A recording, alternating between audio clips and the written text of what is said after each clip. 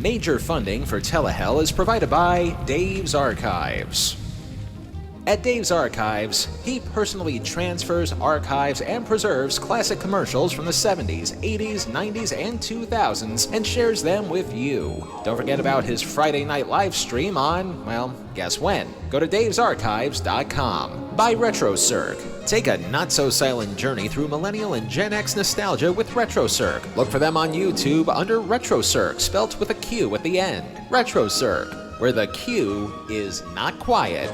And by the very generous benefactors who grace us on our Patreon at patreon.com/telehellpodcast, including Rhonda Farrell, Rick Kalacki Jr., Chris Michaud, Man Mojack, Meredith Morrissey, Justin Moses, Rabbite, Spare Parts, and Neil Weinstein. Thank you.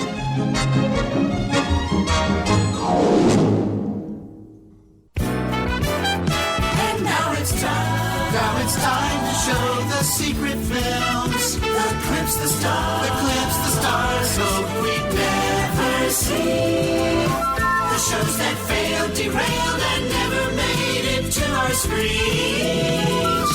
We bring you the pilots that crashed. During our summer breaks, we try to seek out shows that are worth talking about, whether they be patently notorious flops, infamous behind-the-scenes info that would propel a show's infamy, or, in the case of today's subject, a TV pilot that simply didn't move forward for whatever reason. And while I was being carted away to the boss's office by Con Wayne, I had just enough Wi-Fi power to look up a couple of TV specials that are available on YouTube.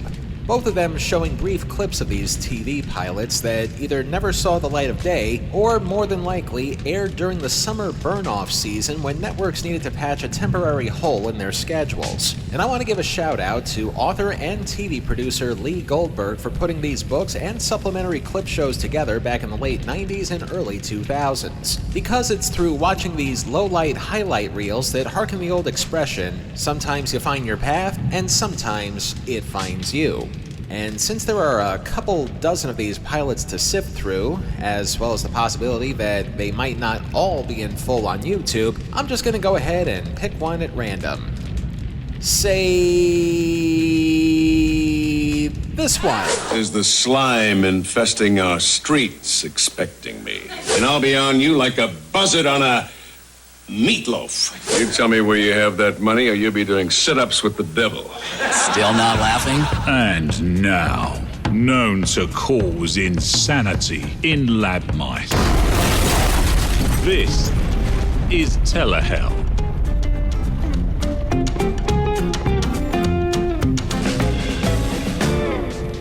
Before we can talk about this show, we need to talk about those who put the show together in the first place, starting with a pair of writers named Larry Strother and Gary Murphy. Both men would find their own paths to becoming successful TV writers throughout the 70s and 80s, Murphy getting his big break doing monologue jokes for Johnny Carson's Tonight Show, and Strother working briefly on the game show circuit for the short-lived 1979 revival of Jeopardy! And I'm sure both of them did a number of other things that IMDb is failing to report because I don't want to fall in that trap again. Ultimately, the two writers would find their biggest success to date as a writing duo when they joined the staff of both Happy Days and Laverne and Shirley in their final years on the air, which was enough of a calling card for both men to get themselves onto the writing staffs of more shows throughout the rest of the 80s. So much so that by the late 80s, the duo found themselves in the catbird seat of another established hit.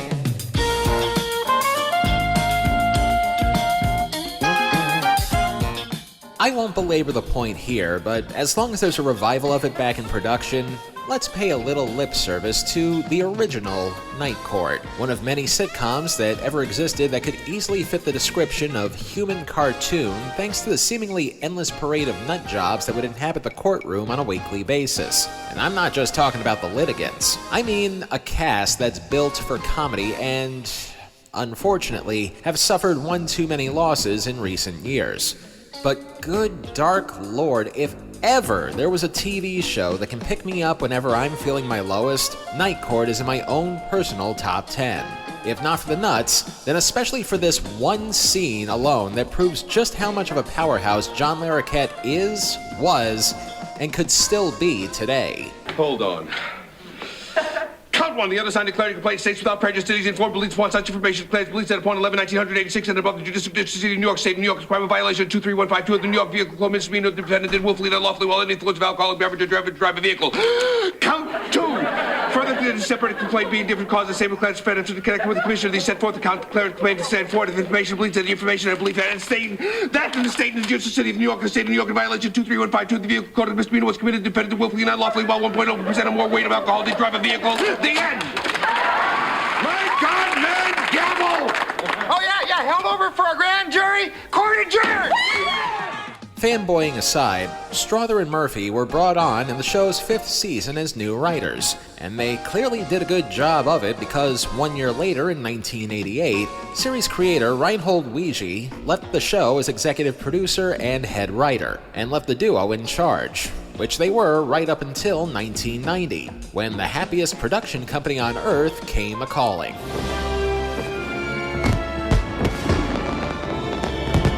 Or to be more specific, the so-called adult division of Disney, the late and lamented Touchstone Pictures, whose television division was riding pretty high in the 80s and 90s, thanks in no small part to shows like The Golden Girls, Empty Nest, and Blossom providing more than enough clout to see if the TV division could find success elsewhere. So much so that, in 1990, Touchstone hired Strother and Murphy to come up with what they hoped would be their next signature show, one that they would create completely on their own. And given the show that they just came from, Strother and Murphy decided to stay in the pool of law enforcement comedy, only instead of a courtroom with an unconventional judge, how about a police station with an unconventional chief?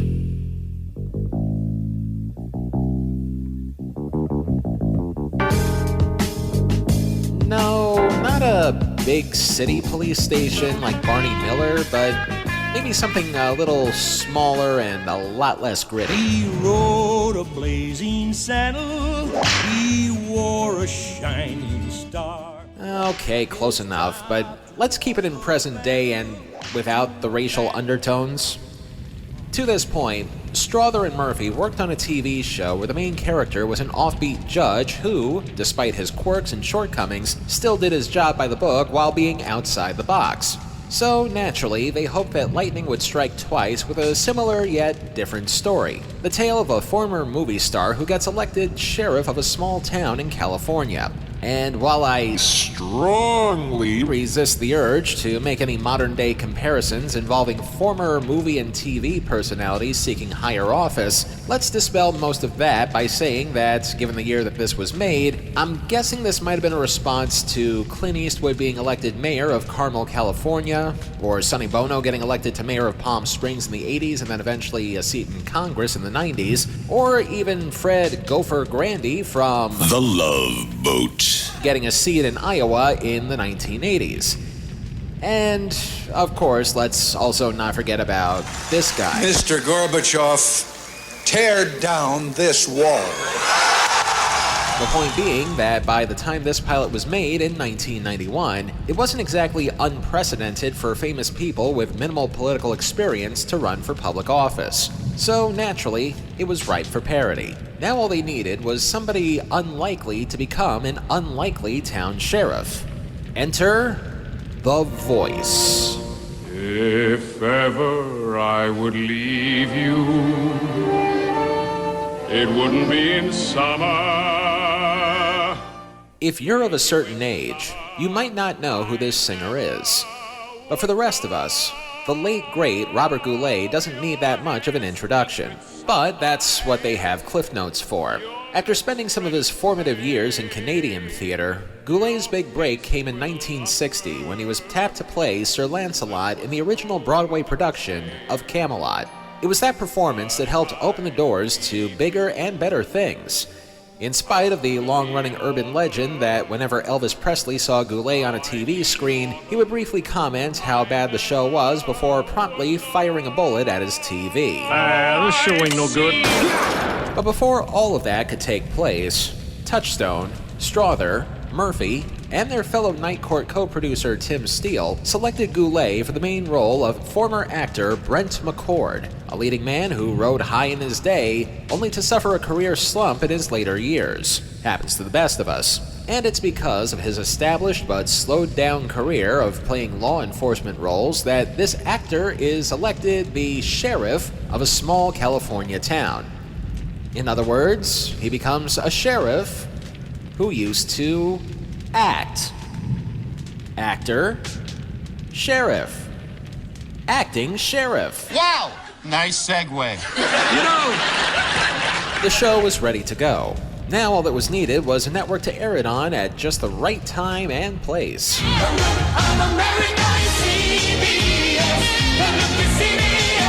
After shopping it around, the one that took the bait was CBS, who wanted this show to be an extension of their Wednesday night comedy lineup. But if you remember the tale of the burnt-off sitcom pilot Where's Rodney, Episode 16. then let me summarize how pilot season works.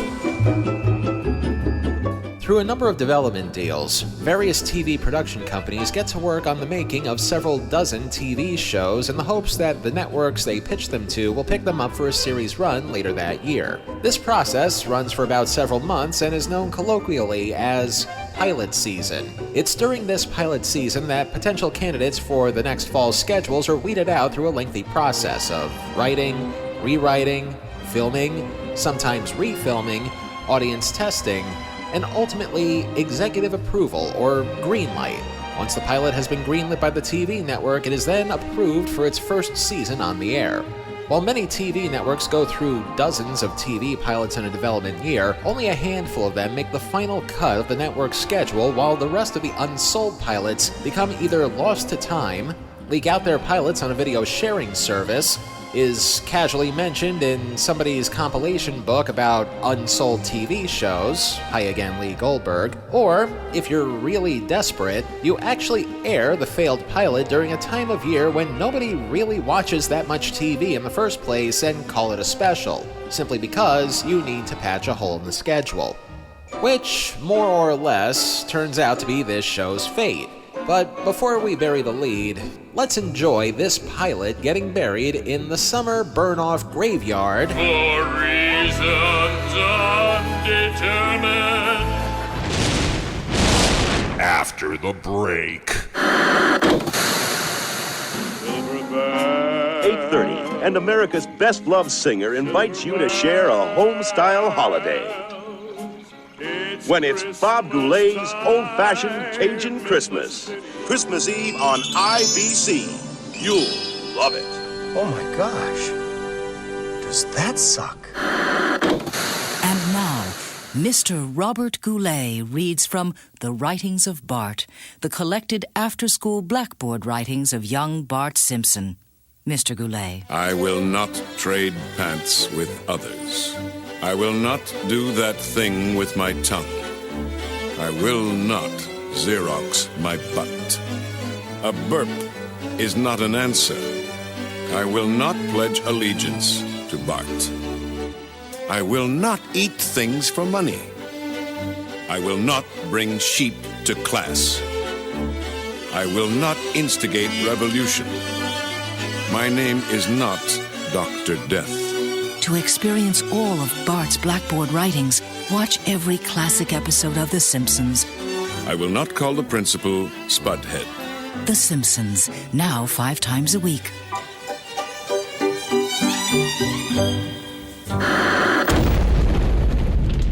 This week on Telehell's premium content of The Damned. Telmac presents Alfonso Ribeiro. Hi. You know, I wasn't born a dancer. I learned to do it with a lot of help. And with my help, you can learn too. Moves like the moonwalk. Or the King Tut. It's all right here in the Breaking and Popping book. Almost 100 pages that simply and clearly take you through the moves. The only way to listen to Telehell's premium content of The Damned is by becoming a patron at patreon.com/Telehell podcast. For just a few bucks a month, you can listen to our premium content and get some swag along the way. Once again, that's patreon.com/Telehell podcast. And now, back to this week's torture. August 17th, 1991. Reese Witherspoon would make her motion picture debut in The Man in the Moon. Future Elvis cosplayer Austin Butler would be born, meaning he would eventually grow up to play the guy who allegedly shot his TV out whenever the star of this show appears on screen. This show ain't no good. And at 10:30, 9:30 Central, we start things off with a cold opening showing the regular day-to-day goings-on at a small-town police station, where an officer takes on a seemingly night court-esque situation. Now, Amos, we had another complaint from a neighbor. I don't care if it scares the crows away. You can't stand out in your cornfield naked. And I know this seems a little trigger-happy to do right off the bat, but in the show's first minute, it's all but impossible to think of this show as anything else but night court set in a small-town police station. Dare I say... Dare. Strother and Murphy wanted to find themselves in familiar territory while writing this, but a lot of these characters seem to be variations and alterations on existing night court characters, give or take a couple of cosmetic changes and wire crossings, and they're practically the same as their New York City counterparts. For example, the town deputy is easygoing, like Harry Anderson's Harry Stone, but also likes to hit on his co-workers, like John Larroquette's Dan Fielding. Oh, don't forget, I need you to testify for me on Tuesday morning. All right. Say, Donna, you're looking really good today. Is that a new outfit? Not now. Her lips said no, but her back said maybe. The female district attorney you just heard? Well, she's a DA like Fielding and not a defense lawyer like Marky Post's Christine Sullivan, though at first glance she also seems to have inherited a bit of Marsha Warfield's Roz Russell and her no-nonsense ways. We'll get to the other characters in a moment, but first, we need to meet the reason why we're here in the first place. So, is he here? Not yet. Who is who here? Brent McCord, the new sheriff? The Brent McCord? Damn! I must have seen every movie he's made at least 5 times. Yeah, my favorite one is when he walks into the bad guy's hideout with the bazooka and he says, "I'm going to hell. Anyone need a lift?" How ironic. That's the same pickup line I heard when I got electrocuted. Afterwards, a quick line from the sheriff's secretary, who also inherits a little bit of Roz, but also a dash of Charles Robinson's Mac in terms of shooting from the hip. I can't believe that has-been actor beat you out for sheriff. Hey, the people have spoken. I guess my 8 years' experience and 3 commendations paled in comparison to guest starring on The Love Boat. His slogan was, "He's honest, he's fair, that's all his own hair." Episode 33. As for the jail guard on this show, well, she lacks the height of the late Richard Mall's Bull Shannon or the chain-smoking sass of Selma Diamond and Florence Hallop's self-named characters, but you can tell she's trying to be an amalgam of all three when introducing our star. Well, Judith, sounds like we're a fan of the sheriff's movies. Well, they're good, but he's great. He's got a square jaw, steely blue eyes, broad shoulders, and less body fat than a king cobra. Get the word out. There's a new law in town. What the hell are you doing? You could have killed someone. If I wanted to. If that was an attempt to give Goulet some street cred, he'd probably have to wait about 10 years for somebody else to do it for him. Papa, I like it when you call me Big Papa. Throw your hands in the air if you think you're a player, Papa. As we look at our tongue-in-cheek title sequence, a montage of all the career highs and eventual lows our star would face. And And I do gotta give them credit for using archival footage of Goulet's previous works to illustrate the point. But since this is a TV pilot, the titles also do something that one really should not do in the potential first episode of a TV show. Show clips from the episode of television you're about to see. Regardless of whatever the plot of the episode will be, seeing things ahead of time is practically an invitation to viewers to change the channel because they're essentially already getting the gist of it with this move. For those who choose to stick around after the credits give away the ball game, Act 1 begins with our new sheriff getting right to work. What do we have here? They are perpetrators, sir. I just booked them on a $4.99B. So, dropping trow in front of little old ladies. You perverts make me sick. Actually, Sheriff, they stole a car with their pants up. Doesn't matter. Think about this. You break the law one more time, and I'll be on you like a buzzard on a meatloaf. And before you ask if Strother and Murphy got an assist from a copy of Mad Libs for that quote-unquote joke, just a fair warning that it's gonna be a continuous downward slide from here. There it is, Mike. Can you hear it? Hear what? The terrible, swift sword of justice. It's singing a new song as it rises in the east, and the name on its lips is Brent McCord. Yeah, let's have somebody who played a cop on TV and in the movies give you a much better name. I'm sure that we can handle this situation maturely, just like the responsible adults that we are. Isn't that right, Mr. Poopy Pants? That does it. Frank. And so, Mr. Poopy Pants embarks on his first week on the job. And already there's skepticism. Take a look at this memo on new firearms procedures. I've been working on it the last couple of days. Halt or I'll shoot again. Well, to be honest, Sheriff, we try not to rely on indiscriminate gunfire as our first response. We try to open a dialogue, talk to people. Talk. What is this, the Sheriff's Department or the Larry King Show? This is followed immediately by our acting sheriff trying to maintain control in a situation involving a hometown piece of livestock. You heard me. Hey, Alan, send backup. This pig has got me cornered. What the hell? Mrs. Carmichael was attacked by her neighbor's pig. I sent Fred to answer the call. Helen, do you read me? This pig is insane. Brad, this is McCord. Now I'm ordering you to pull yourself together and interdict that pig. You want me to do what to the pig? That's all, folks. Afterwards, we get to the main story for this program. There's a bank robber on the loose in town, and he looks to be caught.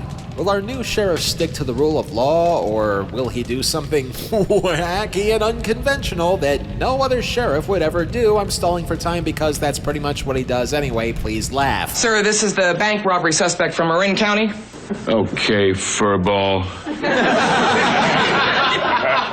You tell me where you have that money, or you'll be doing sit-ups with the devil. I think our boss tried that once as an early morning exercise show in the 80s. Only lasted one episode because every time he asked the participants to do squat thrusts, blood and fire would shoot out of a random orifice. It's exactly as comfortable as it sounds, and it's even worse if you have diverticulitis. But I digress. What follows next is one of the pitfalls, I assume, of being a famous person. It being that if you butter them up just enough, not only will their ego be properly stroked, but you can also get away with committing a felony. You wouldn't happen to have a photo that you could autograph for me, would you? Well, I might have one somewhere in my office. Come on in. Well, looks like we're in luck. Who should I make this up? Gee, it's almost as though the show is trying to tell us that famous people getting elected to public office doesn't always work the way they would hope it would. How about that? Act 2 starts with us getting to know our, assistant DA a little better, as well as a slight snafu that the sheriff did. Who are you? Sheriff, this is Donna Singer. She's our assistant DA. I'm sorry, you were ranting about something? I was discussing the drug bust the sheriff personally conducted yesterday. What's the problem? We forget to serve cappuccino during strip search?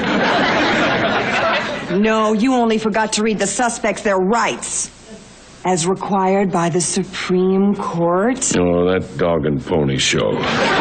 Inevitably, the sheriff faces the consequences of his actions when it comes to letting the robbery suspect go free. Due to a supervisional deficiency, You lost him, didn't you? Yeah. Okay, he couldn't have gotten too far. We can still find him. Oh, we don't have too long. Marin said they'd have a man up here within a couple of hours. Oh, this is just great. Somebody ought to put a tent over you and charge admission. So the chase is on to find the robbery suspect again.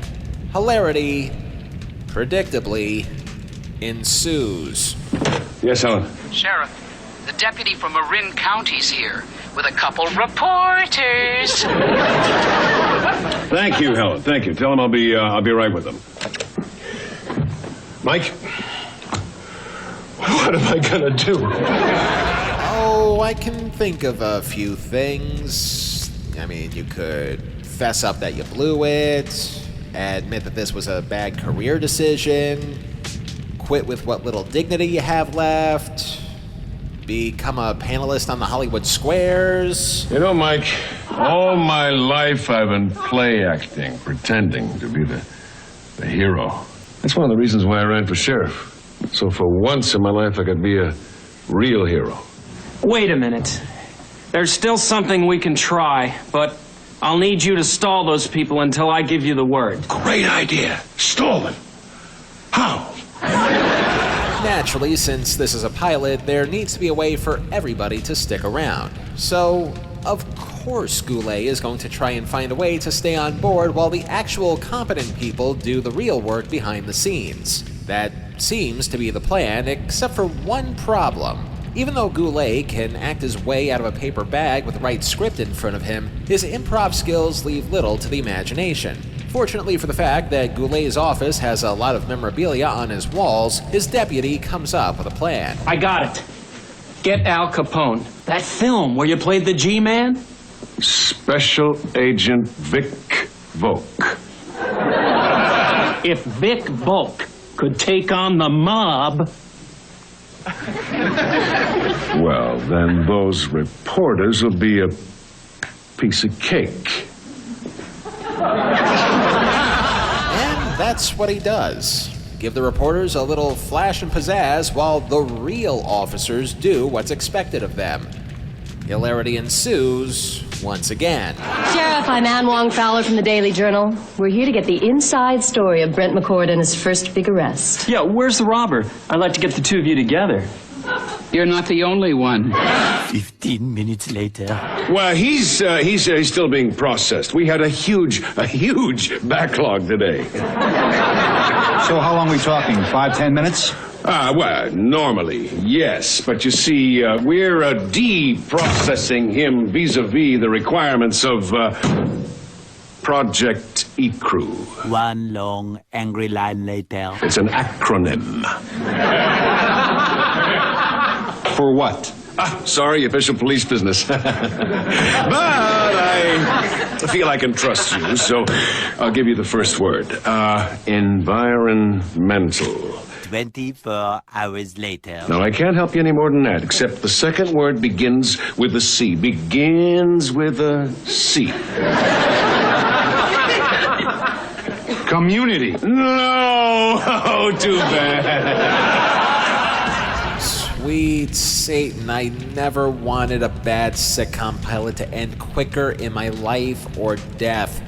Even with 3 minutes left on the clock, you wonder what the hell is taking quantum physicists so long to develop time travel already. Sheriff, are you The trying? kind of courage shown by our forefathers at Valley Forge, by our four brothers at Iwo Jima, The kind of courage it takes to look down the barrels of those Tommy guns and say, all right, Capone, this is Jolie, and you ain't seen nothing yet because I'm waiting on the levee, waiting for the Robert E. Lee. A line that I'm sure was written For reasons undetermined. Hey, everybody.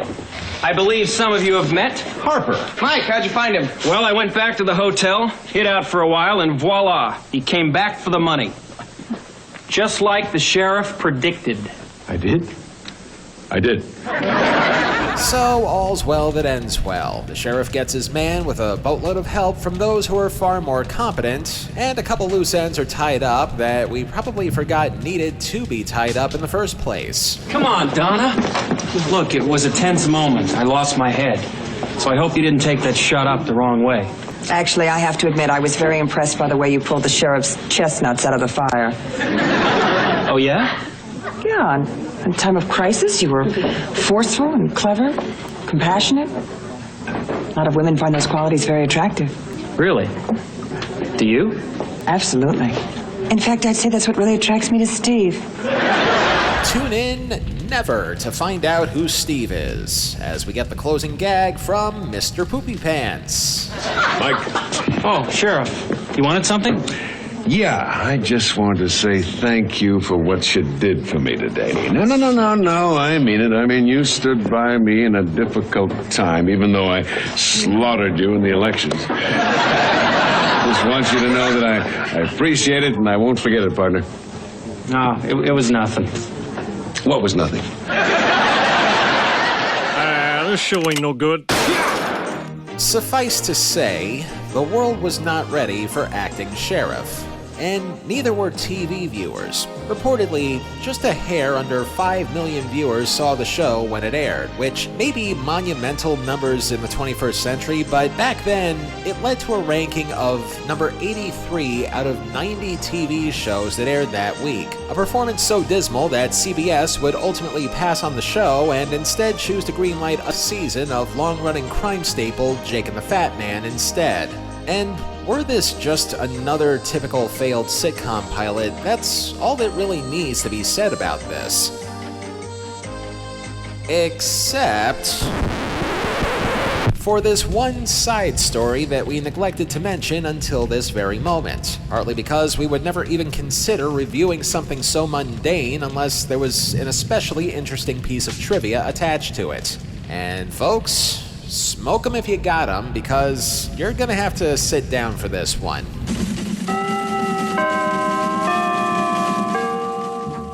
See if anything I'm about to tell you next makes any goddamn sense to you whatsoever.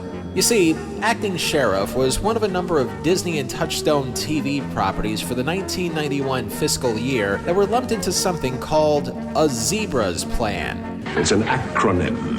Which is acronym for Zero Coupon Adjusted Rate-Based Securities. In short, they're bonds in which the face value is repaid at the time of maturity. Unlike regular bonds, it does not make periodic interest payments or have so-called coupon, hence the term zero coupon bond. When the bond reaches maturity, its investor receives its par or face value. Examples of zero coupon bonds include treasury bills, savings bonds, long-term zero coupon bonds, etc. Zero coupon bonds may be long or short-term investments. Long-term zero coupon maturity dates typically start from 10 to 15 years. The bonds can be held until maturity or sold on secondary bond markets. Short-term zero coupon bonds generally have maturities of less than 1 year and are called bills. The U.S. Treasury bill market is the most active and liquid debt market in the world. So, you're probably wondering, what does this have to do with anything? Well, the purpose of this Zebra plan was essentially to offer Disney shareholders some bonus money solely on the condition that the TV shows that were tied into this program were successful. If they were, they'd make money. If they didn't, they didn't. Which, even for Disney to do, was a pretty ballsy plan to make the company more money. Especially when they used shows like Acting Sheriff, Lenny, Singer and Sons, the Finelli Boys, Stat? Ever hear of any of these shows? Well, on the plus side, Disney would eventually make its fortune in the movies and then ultimately have over-encompassing power over every aspect of day-to-day existence, as well as a branch office down here on the Gluttony floor. But they certainly wouldn't get to where they are now with Robert Goulet. So, where does acting sheriff ride off into the sunset of Telehell? Let us trot our way into the 9 circles. For reasons undetermined. Limbo, lust, gluttony, greed, wrath, heresy, violence, fraud, treachery. Before we strap the saddle onto the zebra, let's go over the show proper first. It was a pilot that, although it did air on TV, ultimately led nowhere, putting it in limbo. And as much as the team of Strother and Murphy found their success through their years of show running and writing for Night Court, a lot of this show felt like it was trying to be its own thing, even though there were a lot of pre-existing comparisons to make to the other, more successful show.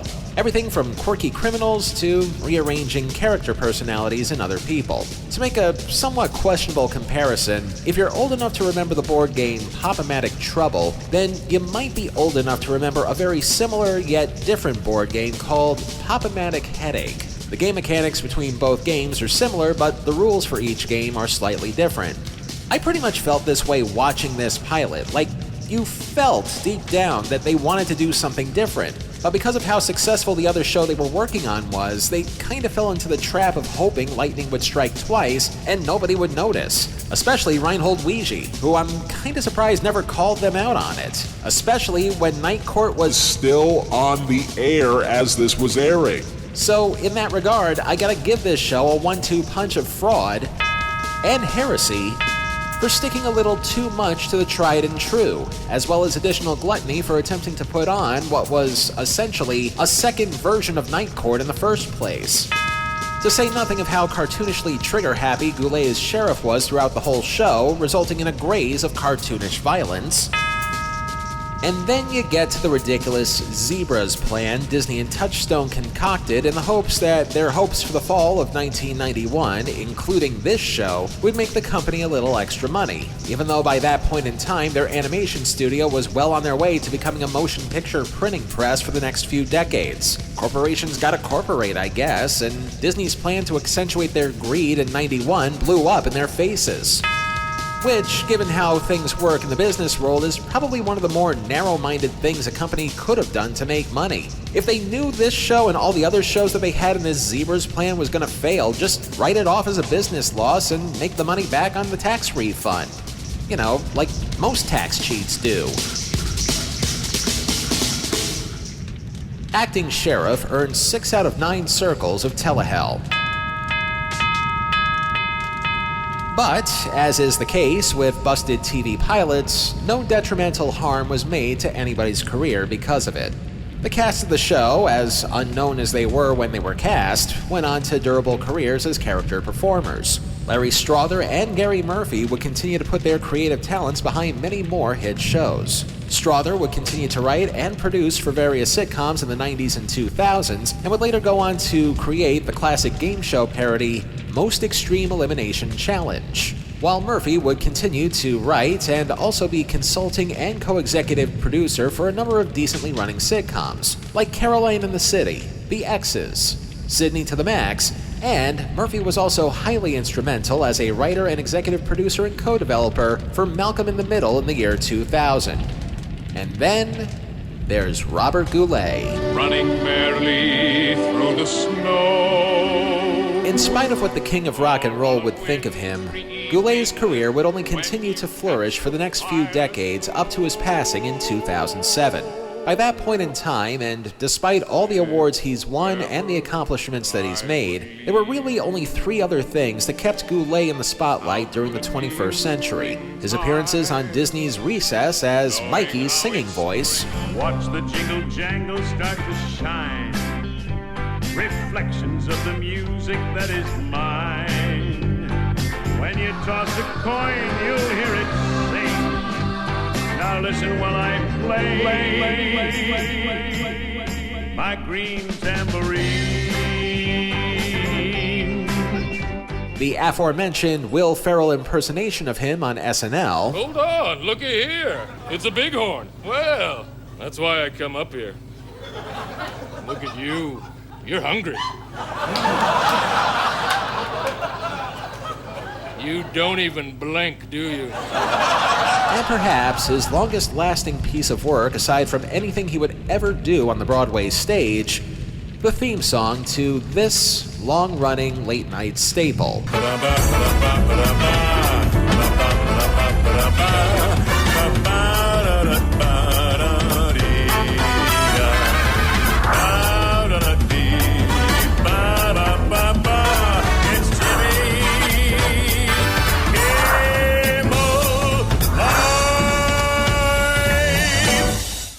That theme song has been Jimmy Kimmel's for the past 20 years and counting. And for as brief as Goulet actually appears in the song, you can still hear him every night long after he's left this mortal world. You honestly can't ask for better staying power than that. Anyway, check out the CD. You'll just love it. Or my name isn't Robert Goulet. Next time on Telehell, in the words of the late, great Norm Macdonald, "Happy birthday, Jesus! Hope you like crap." Could you hurry, sir? Daddy says there's not much time. She's been sick for quite a while, and I know these shoes will make her smile, and I want her to look beautiful if Mama meets Jesus tonight. Until then, if it's not in Telehell, it's not worth a damn. Telehell was written, produced, edited, and narrated by me, Justin Hart. All clips used in this program are protected under the Fair Use Doctrine of the U.S. Copyright Act of 1976, and all clips used come courtesy of their respective companies and owners. Some of the music used in this program comes courtesy of YouTube and their audio library service. Telehell is a production of Horton Road and is distributed by Libsyn. You know that thing that people do in order to communicate with each other without actually having to look each other face to face? You know, social media? Well, we do that. Look for us on X, Facebook, and now Blue Sky. All three of them at Telehell Podcast. And don't forget to like, comment, rate, subscribe, and pretty much tell us what you think of our show everywhere that you can stream us. And also on our complaint line, telehellpodcast@gmail.com.